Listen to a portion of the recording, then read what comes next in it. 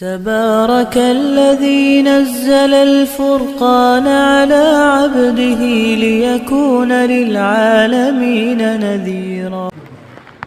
الحمد لله نحمده ونستعينه ونستغفره ونؤمن به ونتوكل عليه ونعوذ بالله من شرور أنفسنا ومن سيئات أعمالنا ونعوذ بالله من شرور أنفسنا ومن سيئات أعمالنا ونعوذ بالله من شرور أنفسنا ومن سيئات أعمالنا من يهده الله فلا مضل له ومن يضلله فلا هادي له ونشهد أن لا إله إلا الله وحده لا شريك له ونشهد أن سيدنا ومولانا محمدا عبده ورسوله صلى الله عليه وعلى آله وأصحابه وبارك وسلم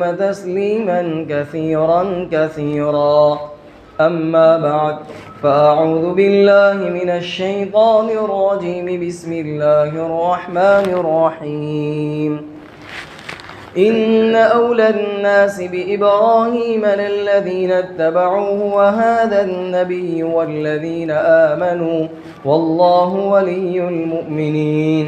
ودت طائفة من أهل الكتاب لو يضلونكم وما يضلون إلا أنفسهم وما يشعرون.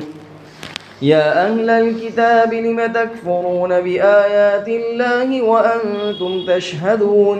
يا أهل الكتاب لم تلبسون الحق بالباطل وتكتمون الحق وأنتم تعلمون. صدق الله العظيم. محترم بھائی اور دوستو، جیسا کہ اس سے پہلے یہ بات بتلائی گئی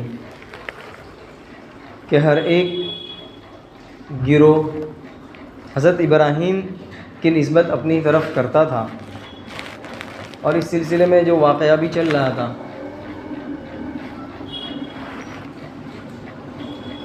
کہ حبشہ جانے والے جو صحابہ کرام تھے، اس نجاشی بادشاہ کے پاس یہ مشرکین بھی پہنچے تاکہ یہ ان کے حوالے کر دے، اور گفتگو بھی ہوئی تھی، اس سے پہلے بتلایا مختصر. تو سلام نہیں کیا، اس کا جواب بھی انہوں نے دیا حضرت جعفر طیار رضی اللہ تعالیٰ عنہ نے کہ سلام کیوں نہیں کیا، اور سلام کے آداب اور بادشاہ جو شاہی آداب ہے وہ کیوں نہیں بجا لائے وغیرہ بتلایا. پھر حضرت جعفر رضی اللہ تعالیٰ عنہ نے فرمایا کہ یہ جو دو آئے ہیں عمر رضی اللہ تعالیٰ عنہ اور ایک دوسرے جو تھے، تو دو آئے ہیں، ان میں سے ایک سے آپ کہیں کہ مجھ سے بات کرے اور دوسرا خاموش رہے. پھر حضرت جعفر رضی اللہ تعالیٰ عنہ نے کہا کہ آپ پوچھئے کہ کیا ہم آزاد ہیں یا غلام ہیں؟ کیا غلام تھے کہ ہم بھاگ کر یہاں آ گئے، یا آزاد ہیں؟ تو اس نے کہا کہ نہیں، یہ تو آزاد ہیں، غلام نہیں ہیں. پھر حضرت جعفر رضی اللہ تعالیٰ نے کہا ان سے پوچھئے کیا کسی کا کوئی مالی حق ہم پر باقی ہے؟ کوئی مال لے کر کسی کا غصب کر کے چوری کر کے یہاں آئے، کسی کا مال باقی ہے؟ اس کے جواب میں کہا نہیں. پھر آپ نے کہا کہ پوچھئے کیا کسی کی جان کا حق لینا ہے یا نہ قصاص؟ ہم نے کسی کے ناحق جان لیے کہ جس کا قصاص ہم پر واجب ہے، ہمارے ذمے؟ کہنے لگا کہ نہیں. تو پھر نجاشی نے کہا پھر کیا بات ہے، تو پھر یہاں کیوں آئے ہیں؟ ان کو حوالے کریں، پھر یہاں کیوں آئے ہیں؟ دیکھیے یہاں پر ایک اور بات، مشرکین ایسے کئی واقعات ہیں کہ جس میں مشرکین جھوٹ بولنا چاہتے تو بول سکتے تھے، جیسے ہمارے یہاں تو عام طور پر مسلمان ہی جھوٹ بولتے ہیں، مشرک تو دور کی بات، اس زمانے کے مشرک بھی جھوٹ بولنا گوارا نہیں کرتے تھے. بڑا طویل واقعہ ابو سفیان رضی اللہ تعالیٰ عنہ کا، بڑا طویل واقعہ ہے.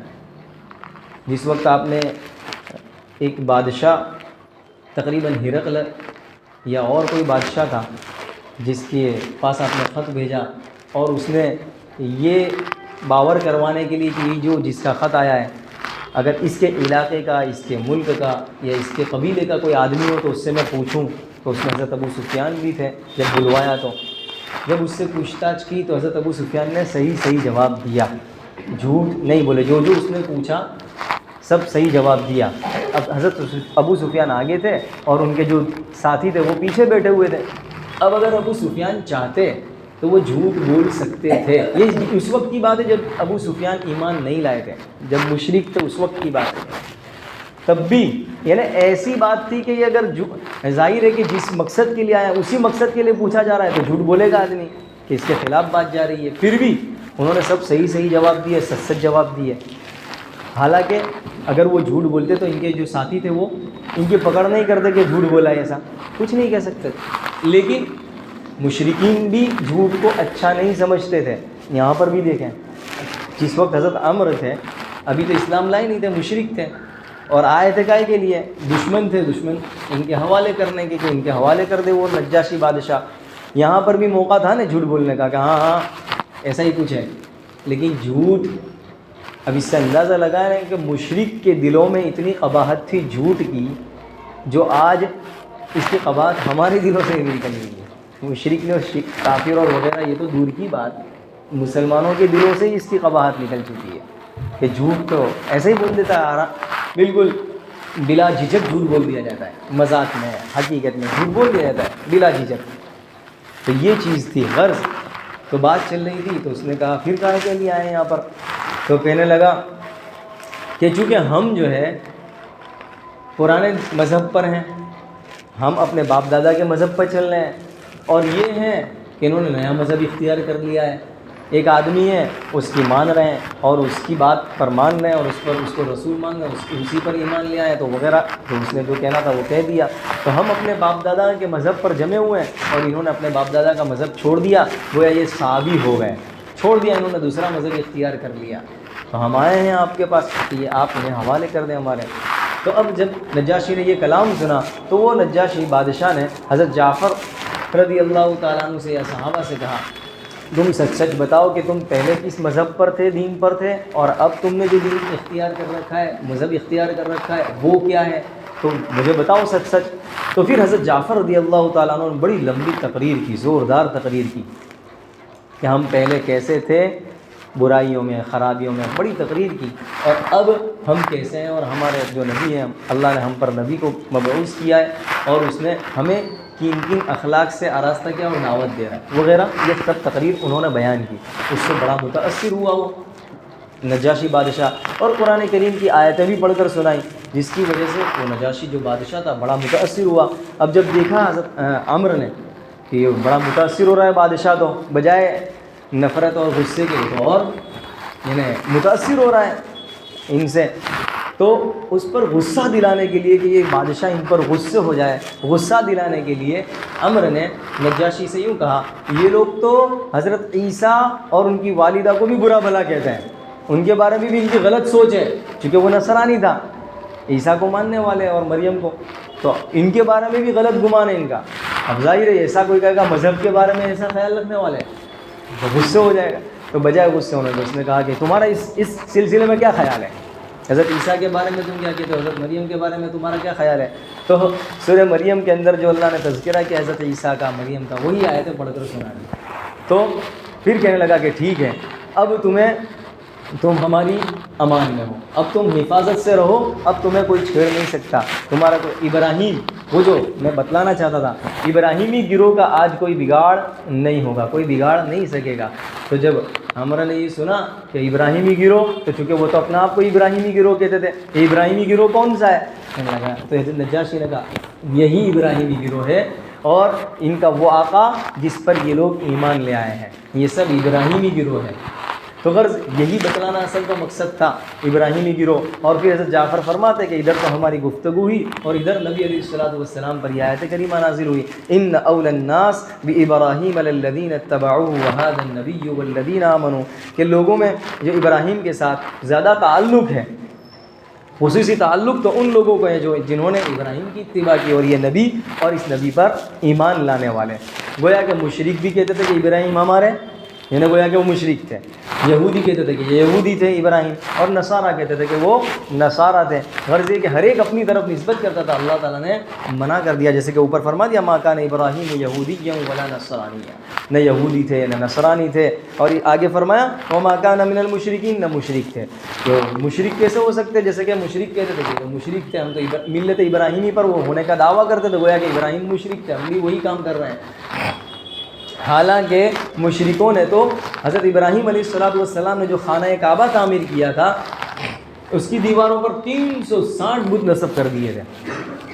حضرت موسیٰ کا، حضرت عیسیٰ علیہ السلام کا مجسمہ، حضرت ابراہیم، حضرت اسماعیل، ہر ایک کے مجسمے لگا دیے تھے اور ہر ایک کی باری لگا دی تھی. آج اس کی پوجا اس کا چڑھا ہوا، کل اس کی باری، کل اس کی باری، اس کی پوجا اور اس کا چڑھا ہوا، ایسا کیا کرتے تھے.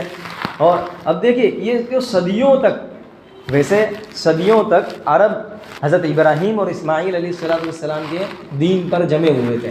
یہ تو پھر ایک بدبخت آیا جس نے عرب میں شرک کی بنیاد ڈالی. قبیلہ بنو خزیمہ،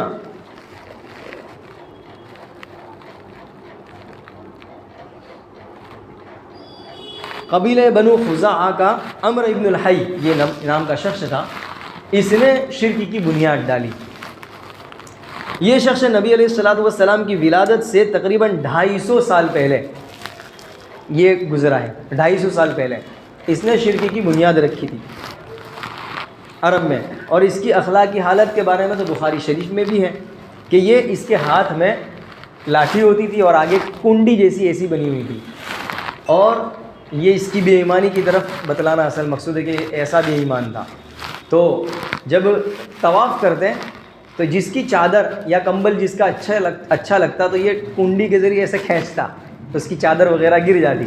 اور وہ طواف کی وجہ سے اس کا دھیان نہیں ہوتا تھا یا کسی وجہ سے دھیان نہیں ہوتا تو یہ لے لیتا. اور جب کسی کا دھیان ہو جاتا کہ چادر وغیرہ گر گئی ہے یا کسی نے کھینچی تو فوراً اس کی طرف متوجہ ہوتا تو پھر معافی مانگتا کہ وہ مجھ سے بھول سے لگ گئی ہے، اس طرح کر کے. تو یہ ایسا بے ایمان تھا. اسی شخص نے سائبہ کی بنیاد بھی ڈالی. سائبہ کی رسم اسی نے ڈالی. سائبہ کا مطلب یعنی کسی جانور کو بزرگوں کے نام پر ان کا قرب حاصل کرنے کے لیے اور وہ راضی ہو جائیں، خوش ہو جائیں، اس کے لیے وہ جانور کو چھوڑ دیا جاتا تھا. جانور کو چھوڑ دینا، پھر اس کو نہ کاٹا جاتا نہ مارا جاتا، اس کے ساتھ اچھی طرح پیش آیا جاتا. تو یہ اس نے اسی رسم ڈالی تھی جس کا تذکرہ خود قرآن کریم نے اس کی تردید بھی فرما دی.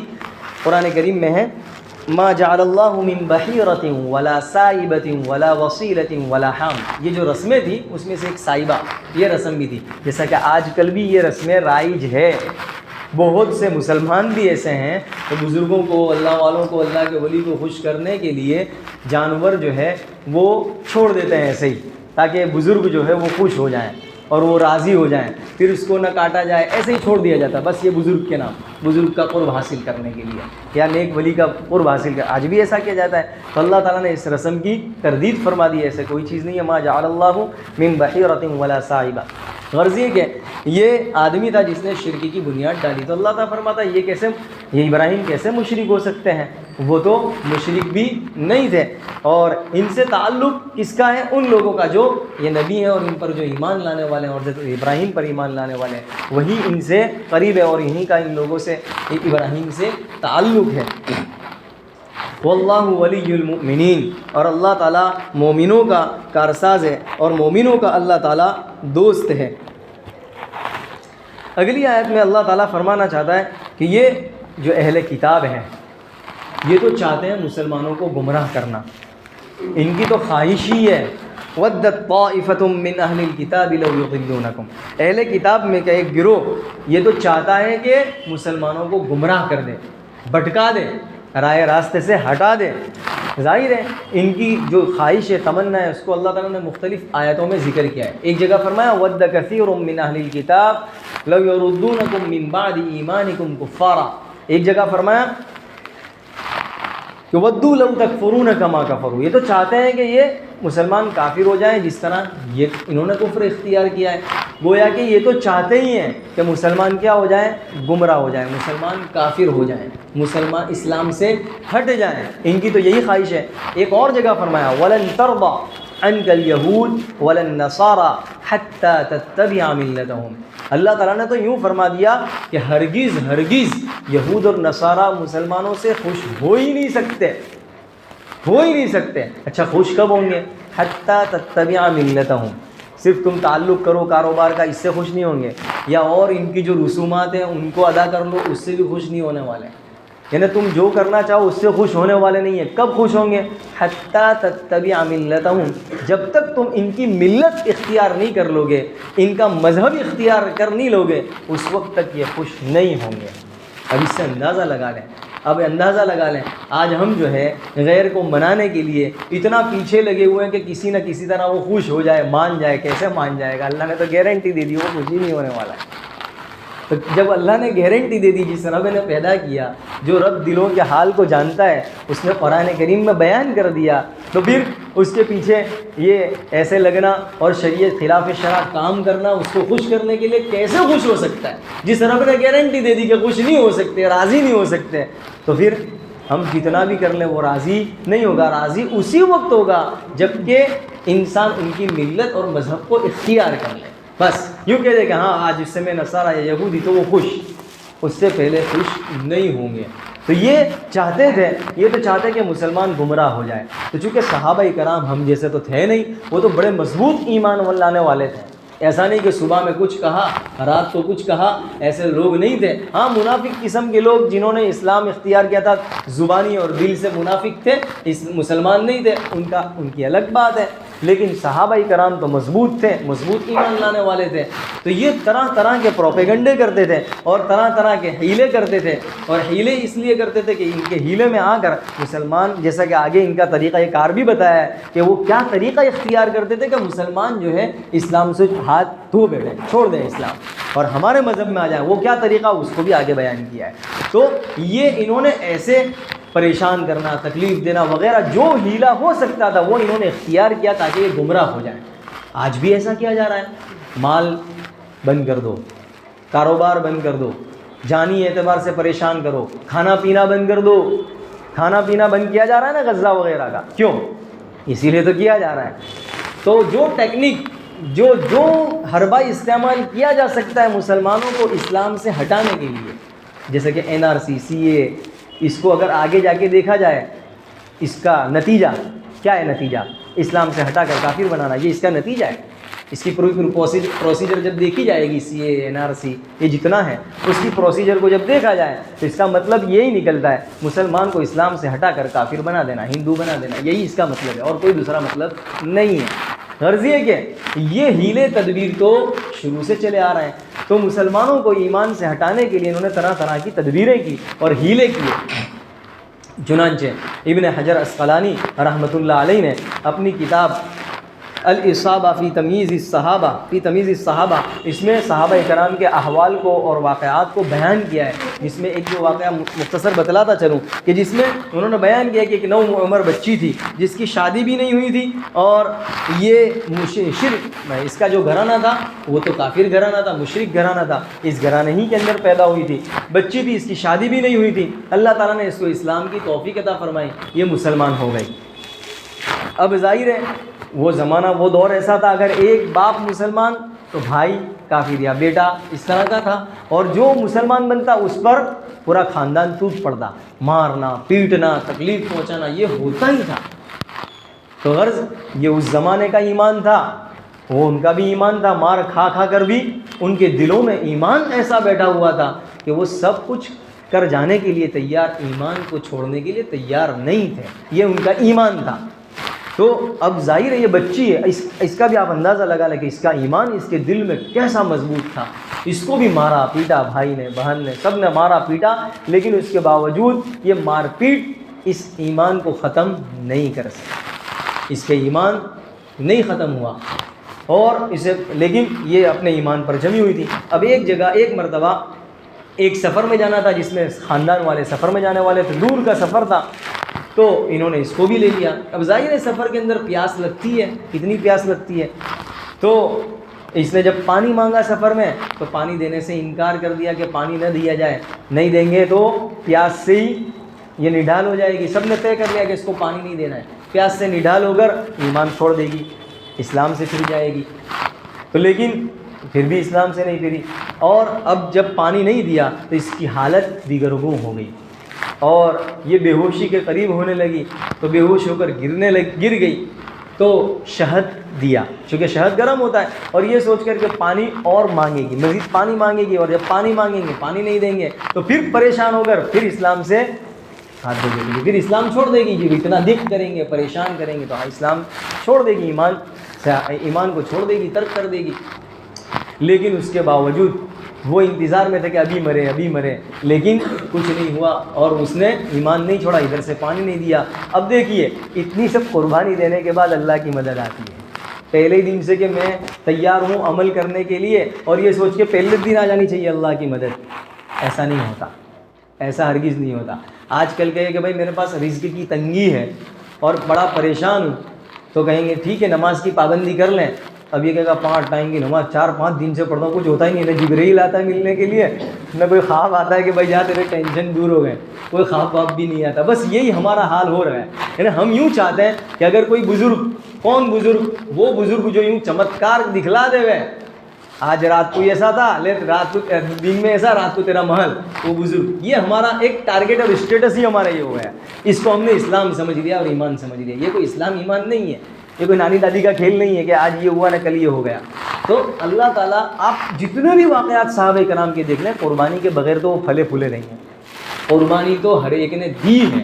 اب دیکھیے اس بچی کا 4-5 گھنٹے میں اللہ کی مدد آ گئی، یہ 4-5 گھنٹے کے ساتھ اللہ کی مدد آئی، کتنا طویل یعنی عرصہ ہوا، اور عرصے کے بعد اب مدد کیا آئی کہ آسمان سے ایک پانی بھرا ڈول رسی میں لٹکا ہوا اس کے سینے پر آ رکا، اور اس نے پانی پی لیا۔ اب یہ جو منظر جب جن لوگوں نے دیکھا تو جن کے ذہن صاف تھے انہوں نے اسلام قبول کر لیا، لیکن جو لوگ جن کے ذہن اب بھی غبار آلود تھے اور اب بھی گندے تھے، تو وہ تو یوں ہی وہی یہ تو جادو ہے، پتہ نہیں ہے کہ کر چھوڑ دیں گے، اور اسلام قبول انہوں نے بھی نہیں کیا۔ بس یہی چیز ہے، آج ہمارے سامنے بھی ایسے بے شمار واقعات ہیں جو ہمیں یہ بتلا رہے ہیں کہ جو کچھ ہونے والا ہے، جو کچھ کر رہا ہے اللہ ہی کر رہا ہے۔ یہ سارے واقعات بہت سارے ہیں ہمارے سامنے، ان واقعات کو بھی دیکھ کر عبرت لانے والے لا رہے ہیں، جن کا ایمان مضبوط ہو رہا ہے، اور جو بالکل سو رہے ہیں تو وہ سو ہی رہے ہیں۔ غرض یہ کہ یہ لڑکی کا ایمان اللہ تعالیٰ نے اس طرح اس کی حفاظت فرمائی۔ ایسے جو لوگ بھی اللہ پر ایمان لانے والے ہیں، قربانی تو دینی پڑے گی، تکلیفیں تو آئے گی، لیکن صرف تکلیف نہیں ہے، تکلیف کے بعد راحت ضرور ہے۔ اسی کو قرآن کریم نے یوں کہا، ان مع العسر یسرا فإن مع العسر یسرا، تنگی آئے گی، اور ایک مرتبہ تنگی آئے گی، اللہ نے وعدہ کیا ہے 2 مرتبہ راحت آئے گی۔ تنگی ایک مرتبہ، راحت کہیں ہوگی، ہے نا، یہ اللہ کا وعدہ ہے، تو تنگی تو آنی ہے۔ اب ایک آدمی یوں کہے میں یہ راستہ اختیار کروں گا تو بڑا پریشان ہو جاؤں گا، بڑی تکلیف آئے گی، آنی تو ہے ہی، پریشانی آئے گی، تب جب انسان کو اللہ کی طرف سے مدد آئے گی تو اس کا ایمان مضبوط ہوگا کہ میرا یہ اللہ سب کچھ کرتا ہے، اور لوگوں سے امیدیں ہٹ جائے گی، لوگوں سے نگاہیں ہٹ جائے گی، لوگوں سے توجہات ہٹ جائے گی، اور صرف اللہ کی طرف اس کی نگاہ اور توجہ ہو جائے گی، تو اس کا ایمان مضبوط ہو جائے گا، اللہ سے قرب اس کا مزید مضبوط ہو جائے گا جب وہ اللہ کی مدد اس طرح دیکھ لے گا۔ تو یہی وجہ ہے، تو ہمیں پریشانیاں، اللہ کا راستہ جو بتلایا ہوا ہے، اللہ کے احکامات کو ہم یہ طے کریں کہ ہمیں توڑنا نہیں ہے۔ جب ظاہر ہے جب نہیں توڑیں گے تو پھر اللہ کی مدد آنی ہی ہے، اللہ وعدہ خلافی نہیں کرتا۔ اسی طرح حضرت یاسر رضی اللہ تعالیٰ عنہ، حضرت عمار رضی اللہ تعالیٰ عنہ، اور حضرت سمیہ رضی اللہ تعالیٰ عنہ، پورا گھرانہ، باپ بیٹا اور اسی طرح ماں، ان سب کا بھی یہی حشر ہوا ہے۔ ایسے تو سینکڑوں صحابہ کرام ہیں۔ حضرت سمیہ رضی اللہ تعالیٰ عنہ، آپ اندازہ لگا لیں کہ عورتوں کے اندر اتنا جذبہ تھا، ان کے مرد کیسے ہوں گے؟ ان کی عورتوں کا جذبہ جو ہے وہ ہمارے دلوں میں بھی نہیں ہے، مردوں کے دلوں میں بھی وہ جذبے نہیں ہیں۔ ان میں جو سہنے کی طاقت اور برداشت کرنے کی طاقت تھی وہ تو ہمارے مردوں میں بھی نہیں ہے۔ حضرت سمیہ رضی اللہ تعالیٰ عنہ، عورتیں تو ویسے ہی نازک ہوا کرتی ہیں، وہ کہاں تکلیف برداشت کر سکتی ہے، لیکن حضرت سمیہ رضی اللہ تعالیٰ عنہ، ان کا واقعہ دیکھیں کہ ابو لہب جو تھا، ابو جہل اس نے کیا کیا، حضرت سمیہ رضی اللہ تعالیٰ عنہ کا ایک پاؤں ایک اونٹ سے، دوسرا پاؤں دوسرے اونٹ سے، ایک بازو تیسرے اونٹ سے، چوتھا بازو چوتھے اونٹ سے، اس طرح باندھ دیا چاروں سمت میں، اور کیا کہا، اسلام چھوڑ دے، کلمہ چھوڑ دے، اگر نہیں چھوڑے گی تو تو یہ چاروں اونٹوں کو مختلف سمت میں دوڑوا دوں گا اور تیرے ٹکڑے ٹکڑے ہو جائیں گے۔ اب ظاہر ہے جب اونٹ ادھر دوڑے گا، ایک ادھر جائے گا ایک ادھر جائے گا، تو کیا حال ہوگا؟ اور وہ عورت ہی تھی، ویسے تو عورت ذات تھی، نازک ذات تھی، کیا حال ہوگا؟ لیکن پھر بھی اسلام نہیں چھوڑا۔ اور پھر کیا ہوا؟ دیکھیے اس کی درندگی کو اور سفاکیت کو کہ اس نے حضرت سمیہ رضی اللہ تعالیٰ عنہ کی شرمگاہ پر برچھا مارا اور شہید کر دیا، یہ حال کیا۔ ایسے تو سینکڑوں حضرات صحابہ کرام کے واقعات ہیں، ایک نہیں ہے، سینکڑوں صحابہ کرام۔ تبھی تو 313 تھے، لیکن دنیا پر بھاری تھے کہ 313 کو دنیا مٹا نہیں سکی، اور 313 پھلے پھولے اور اسلام پھول گیا، پھیل گیا سب جگہ۔ تو یہی وجہ ہے کہ اتنی تعداد ہوتی ہے لیکن وہ سب پر بھاری۔ یہی چیز اس کو یوں سمجھے، کوالٹی تھی، وہ کوانٹیٹی میں نہیں تھے لیکن کوالٹی ضرور تھی ان میں۔ اور آج ہم کوانٹیٹی میں ہیں لیکن کوالٹی غائب ہے، تو سب ہم پر حاوی ہے، سب ہم پر حاوی ہے۔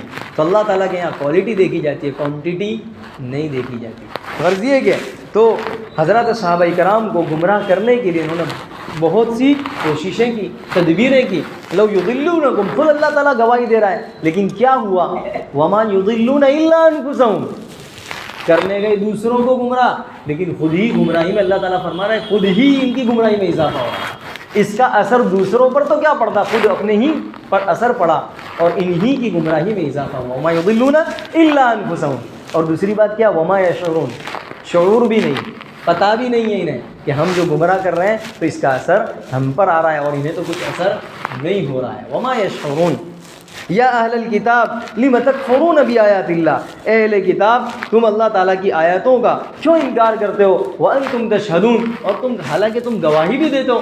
یعنی اہل کتاب جانتے تھے کہ یہ نبی برحق ہے اور سچا رسول ہے، اور تورات میں الذین یجدونہ عندہم فی التوراۃ والانجیل، کہ تورات اور انجیل میں اللہ کے نبی کے جو علامات ہیں اور جو اوصاف ہیں، اور آپ کا جو ذکر ہے، صحابہ کا جو ذکر ہے، وہ سب تورات میں پاتے ہیں، اور یہ تورات اور انجیل کے علم رکھنے والے لوگ تھے، تو یہ تورات میں ان چیزوں کو پاتے تھے، اس کے باوجود کیا ہو گیا؟ کیوں انکار کرتے ہیں اللہ کی آیتوں کا؟ یعنی گویا کہ یہ اللہ کے نبی مجلس میں ہوتے تو آپس میں، جب مجلس میں ہوتے تو کہتے ہیں ہاں یہ سچا رسول ہے، یہ سچا رسول ہے۔ جب مجلس سے باہر جاتے ہیں یہ تو کوئی اور ہے، یہ تو کوئی اور ہے، اس طرح کے یہ ہیلے کرتے ہیں، اس طرح یہ کیا کرتے تھے۔ آگے فرمایا یہ یا اہل الکتاب لم تلبسون الحق بالباطل، اہل کتاب کیوں تم حق کو باطل کے ساتھ ملاتے ہو، گڑمڑ کرتے ہو، خلط ملط کرتے ہو، وتکتمون الحق، اور تم حق کو چھپاتے ہو، وانتم تعلمون، حالانکہ تم جانتے ہو۔ یعنی گویا کہ تم ساری چیزوں کو جان رہے ہو پھر بھی حق کو باطل کے ساتھ گڑمڑ کرتے ہو، خلط ملط کرتے ہو، آدھا تیتر آدھا بٹیر، یعنی کبھی اقرار کرتے ہو کبھی انکار کرتے ہو، حالانکہ تو وانتم تعلمون، تم ساری چیزوں کو جانتے ہو، اس کے باوجود یہ کام کرتے ہو، خلط ملط کرتے ہو، یہ بڑا گناہ ہے۔ دیکھیے اسی وجہ سے اللہ تعالیٰ نے شرک کے بعد بدعت کی زوردار تردید کی ہے۔ خلط ملط کرنا، گڑمڑ کر دینا، جو دین نہیں ہے اس کو بھی دین بنا کر پیش کر دینا، اور دین سمجھ کے عمل کرنا، اسی کو بدعت کہا جاتا ہے، اسی کی تردید کی ہے۔ یعنی گویا کہ بدعت جو ہے وہ یوں سمجھ لیجئے کہ گناہ کبیرہ سے بھی خطرناک بدعت ہے۔ کیوں؟ اس لیے کہ ایک آدمی گناہ کر رہا ہے تو وہ یوں تو سمجھ رہا ہے کہ میں گناہ کر رہا ہوں، اور جو دیکھ رہا ہے وہ یوں سمجھ رہا ہے کہ یہ گناہ کر رہا ہے، تو گناہ کرنے والا بھی سمجھ رہا ہے کہ میں گناہ کر رہا ہوں، جو دیکھ رہا ہے وہ بھی یہ سمجھ رہا ہے کہ یہ گناہ کر رہا ہے۔ لیکن ایک آدمی بدعت میں مبتلا ہے تو وہ جو بدعت کا ارتکاب کر رہا ہے نیکی سمجھ کر، ثواب سمجھ کر کر رہا ہے، تو نیکی ہے ثواب سمجھ کے کر رہا ہے، تو دونوں میں فرق یہ ہے کہ اگر گناہ کبیرہ کا ارتکاب کرے گا تو دین کا نقشہ نہیں بدلے گا، لیکن بدعت کی وجہ سے دین کا نقشہ بدل جائے گا۔ کیوں؟ اس لیے کہ اس کو ثواب سمجھ رہا ہے اور سامنے والا بھی ثواب سمجھ کے کر رہا ہے، اور بدعتی کو توبہ کی توفیق بھی نہیں ہوگی، توبہ کی توفیق سلب کر دی جائے گی، جیسا کہ حدیث شریف میں ہے کہ ہر بدعتی پر توبہ کے دروازے بند کر دیے گئے ہیں۔ کیوں؟ توبہ کی توفیق سلب کر لی گئی ہے۔ وجہ یہ ہے کہ جو بدعتی ہے، بدعت کا ارتکاب کرنے والا ہے، وہ اس کو نیکی سمجھ رہا ہے، تو توبہ نیکی سے نہیں ہوتی، عبادت سے کوئی توبہ نہیں کرتا، گناہ کر کے توبہ کی جاتی ہے۔ مثال کے طور پر ایک آدمی قرآن کریم کو پڑھ رہا ہے، تلاوت کر رہا ہے تو عبادت ہے، دیکھ رہا ہے عبادت ہے، جو کچھ بھی کرے گا عبادت ہے۔ اب عبادت کے بعد وہ کوئی توبہ کرے گا تو نیکی سمجھ رہا ہے، عبادت کر رہا تو عبادت کے بعد کوئی توبہ کرے گا کہ اللہ اللہ معاف کر دے، میں نے تو تلاوت کر لی، ایسا تھوڑی ہوگا۔ تو توبہ تو کب ہوگی؟ گناہ کے بعد۔ تو غرض یہ تو ایک مثال تھی، جیسے قرآن کریم کی تلاوت کوئی بدعت نہیں، یہ تو ایک مثال تھی سمجھانے کے لیے کہ جس چیز کو انسان عبادت کرتا ہے تو عبادت کے بعد توبہ نہیں ہوتی، بلکہ قبولیت کی فکر ہوتی کہ اللہ قبول فرمائے۔ توبہ نہیں ہوتی کہ اللہ معاف کر دے، میں نے بہت بڑا گناہ کر لیا۔ گناہ کے بعد توبہ ہوا کرتی ہے۔ تو غرض یہ کہ جتنی بھی بدعات ہیں ان بدعات کو بدعتی جو ہے اس کو ثواب سمجھ کے کر رہا ہے، نیکی سمجھ کے کر رہا ہے، تو نیکی سمجھ کے کرنے کی وجہ سے تو بڑا وبال ہے، بڑا گناہ ہے، تو توبہ کی توفیق تو ہونے والی نہیں ہے۔ اس لیے یہ بڑی خطرناک چیز ہے، بدعت جو ہے بڑی خطرناک چیز ہے۔ غرض یہ کہ یہ درمیان میں ایک بات آ گئی، تو اللہ تعالیٰ فرماتا ہے اہل کتاب تم کیوں گڑ مڑ کرتے ہو، کیوں خلط ملط کرتے ہو حق اور باطل کو ساتھ ساتھ میں، ایسا کیوں گڑ مڑ کرتے ہو؟ وَتَكْتُمُونَ الْحَقَّ، اور تم حق کو چھپاتے ہو، وَأَنْتُمْ تَعْلَمُونَ، حالانکہ تم جانتے ہو۔ اگلی آیت میں اللہ تعالیٰ نے اہل کتاب جو طریقہ اور جو ہیلہ انہوں نے اختیار کر رکھا تھا بہکانے کا، جس طرح مسلمانوں کو کہ وہ کس طرح مسلمان ان کے دین سے پھر جائیں، تو ان کا کیا تدبیر، ان کی تدبیر، ان کا کیا طریقہ تھا، اس طریقے کو اللہ تعالیٰ نے اگلی آیت میں بیان کیا ہے۔ انشاءاللہ اسے آئندہ بیان کیا جائے گا۔ اللہ تبارک و تعالیٰ مجھے اور آپ کو عمل کی توفیق عطا فرمائے۔ وآخر دعوانا الحمدللہ رب العالمین۔ سبحانک اللہم وبحمدک وتبارک اسمک وتعالی جدک ولا الہ غیرک۔ اللهم صل على محمد وعلى آل محمد كما صليت على ابراہیم وعلى آل ابراہیم انك حمید مجید۔ اے اللہ ہمارے گناہوں کو معاف فرما، خطاؤں سے درگزر فرما، یقیناً ہم گنہگار ہیں، خطا کار ہیں۔ اے اللہ تو ہماری زندگیوں سے خوب واقف ہے کہ اے اللہ ہم کتنے گنہگار ہیں، ہم بڑے گنہگار ہیں، خطا کار ہیں۔ اے اللہ ہمارے ایک ایک لمحے سے تو واقف ہے، کوئی لمحہ ایسا نہیں جس میں ہم نے گناہ کا ارتکاب نہ کیا ہو، اے اللہ جس میں ہم نے تجھے ناراض نہ کیا ہو، تیری نافرمانی نہ کی ہو۔ اے اللہ ہمارا ایک ایک انگ اور ایک ایک عضو اور ایک ایک اے اللہ ایک ایک عضو ہمارا گناہوں میں شرابور ہے، اے اللہ گناہوں میں ملوث ہے۔ اے اللہ تو ہمیں عافیت کے ساتھ گناہ سے نکال کر اے اللہ ہمیں پاک اور صاف فرما دے، اے اللہ ہمیں پاک صاف فرما دے۔ اے اللہ تیرے علاوہ ہمیں کوئی پاک نہیں کر سکتا، کوئی پاک صاف نہیں کر سکتا۔ اے اللہ تیرے علاوہ کوئی ہم سے محبت کرنے والا نہیں ہے، تو بڑا اے اللہ بے غرض خدا ہے، بڑا بے غرض خدا ہے۔ اے اللہ دنیا والے تو اس لیے محبت کرتے ہیں کہ کوئی فائدہ اے اللہ اس سے منسلک ہوتا ہے، اگر کوئی فائدہ ہو تو محبت ہوتی ہے، ورنہ بے فائدہ سے اے اللہ اگر کسی سے کوئی فائدہ نہ ہو بلکہ مزید اس کا خیال رکھنا پڑتا ہو، اس کے خرچے کا خیال رکھنا پڑتا ہو تو کوئی اس کی طرف توجہ نہیں کرتا۔ اے اللہ تو بڑا بے غرض خدا ہے، ہم تیری نافرمانی کرتے ہیں پھر بھی اس کے باوجود تو ہمیں نعمتوں سے نواز رہا ہے، ہمیں کبھی بھوکا نہیں تو سلایا۔ اے اللہ تو نے اے اللہ ہم سے نعمتیں نہیں چھینی، اے اللہ کبھی راتوں کی نیند اے اللہ ہماری برباد نہیں کی۔ اے اللہ تو نے ہمیں اے اللہ کھانا نعمتیں عطا فرمائی، طرح طرح کی نعمتیں عطا فرمائی، اے اللہ تندرستی عطا فرمائی، نہ جانے اے اللہ ایسی نعمتیں عطا فرمائی جس کو ہم شمار بھی نہیں کر سکتے۔ اے اللہ تو ہمیں معاف فرما دے، تو ہمیں معاف فرما دے۔ تیرے علاوہ ہمارا کوئی رب اور پروردگار بھی نہیں، تیرے علاوہ ہمارا کوئی خالق اور مالک نہیں۔ اے اللہ تو ہی یقیناً ہم سے محبت کرنے والا ہے، اپنی ایک محبت کی نگاہ ہم پر ڈال دے، اپنی نظر اے اللہ اپنی رحمت کی نگاہ ہم پر ڈال دے اور اپنا قرب عطا فرما دے، اپنی محبت عطا فرما دے۔ اے اللہ اپنی محبت عطا فرما دے۔ اے اللہ مسلمان جہاں کہیں پریشانی کا شکار ہیں اے اللہ ان کی پریشانیوں کو دور فرما، جان کی، مال کی، عزت کی، آبرو کی، تجارت و کاروبار کی، کھیتی باڑی کی، اے اللہ ہر چیز کی پوری حفاظت فرما۔ غزہ اور اے اللہ فلسطین کے مسلمانوں کی حفاظت فرما، اے اللہ خوب حفاظت فرما۔ اے اللہ 3 مہینے مسلسل ہو چکے اے اللہ لگاتار اے اللہ بڑی پریشانی کے دن گزر رہے ہیں۔ اے اللہ ان پریشانیوں اے اللہ ہم میں اتنی طاقت اور قوت نہیں کہ ہم اے اللہ ان کی پریشانیوں کو بھی برداشت کر سکے، ہم تو بڑے کمزور ہیں۔ اے اللہ ان مسلمانوں کی حفاظت فرما، اے اللہ کھانا پینے سے وہ محتاج ہیں، اے اللہ کھانے پینے کو بند کر دیا گیا ہے، اے اللہ بڑے پریشان ہیں، اے اللہ دوا کا انتظام فرما، اے اللہ ان کا علاج اور معالجے کا انتظام فرما، کھانے پینے کا انتظام فرما۔ اے اللہ ان کی رات اور ان کے دن کیسے گزر رہے ہیں اے اللہ تو خوب جانتا ہے۔ اے اللہ صبح اٹھتے ہیں دیکھتے ہیں کہ بیٹا غائب ہے، رات ہوتی ہے ماں غائب ہے، اے اللہ ایسا منظر ان کے آنکھوں کے سامنے ہے، اے اللہ خون کا منظر ان کی آنکھوں کے سامنے ہے، اے اللہ تباہی کا منظر ان کی آنکھوں کے سامنے ہے، اے اللہ عمارتوں کو ڈھاتا ہوا دیکھ رہے ہیں، اے اللہ سارے منظر اپنی آنکھوں سے دیکھ رہے ہیں۔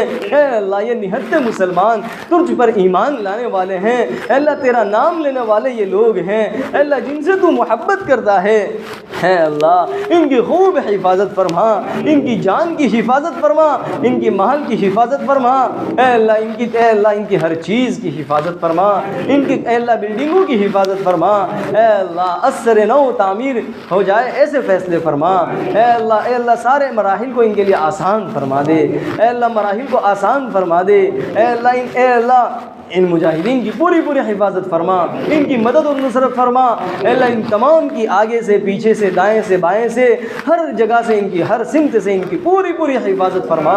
یقیناً اے اللہ تیرے علاوہ ان کا کوئی مددگار نہیں ہے، اے اللہ ان تیرے علاوہ کوئی پرسن حال بھی نہیں ہے، اے اللہ صرف اور صرف ان کی نگاہ تو تیرے اوپر لگی ہوئی ہے، اے اللہ تجھ پر ہی لگی ہوئی ہے، اے اللہ تیرے علاوہ کوئی مددگار نہیں ہے، اے اللہ تو اپنی مدد اور نصرت شامل حال فرما دے، اپنی مدد اور شامل حال نصرت فرما دے، اے اللہ دشمن پر رعب ڈال دے، اے اللہ خوف و ہراس کا عالم پیدا فرما دے، اے اللہ خوف و ہراس کا عالم پیدا فرما دے، ان کے پیروں کو ڈگمگا دے، اے اللہ ان کے پیروں کو ڈگمگا دے، اے اللہ زلزلہ طاری فرما دے، اے اللہ انہیں پیچھے ہٹنے پر مجبور کر دے، اے اللہ ان کے حوصلوں کو پست فرما دے، اے اللہ ان کے حوصلوں کو پست فرما دے، دشمن کو خائب و خاسر لوٹا، اے اللہ ذلیل و خوار فرما، تباہ و برباد فرما، اے اللہ تباہ و برباد فرما، اے اللہ اگر ان کے مقدر میں ہدایت لکھی ہوئی ہے اے اللہ جلد از جلد اے اللہ انہیں ہدایت عطا فرما، ورنہ ایسے لوگوں کو چن کر اے اللہ تیری زمین سے پاک اور صاف فرما دے، اے اللہ پاک اور صاف فرما دے، اے اللہ پاک اور صاف فرما دے،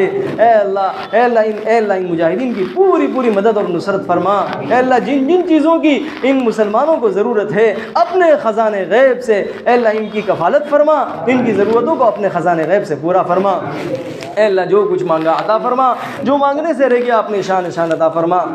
وصلی اللہ علی النبی الکریم، سبحان ربک رب العزة عما یصفون وسلام علی المرسلین والحمد للہ رب العالمین برحمتک یا ارحم الراحمین۔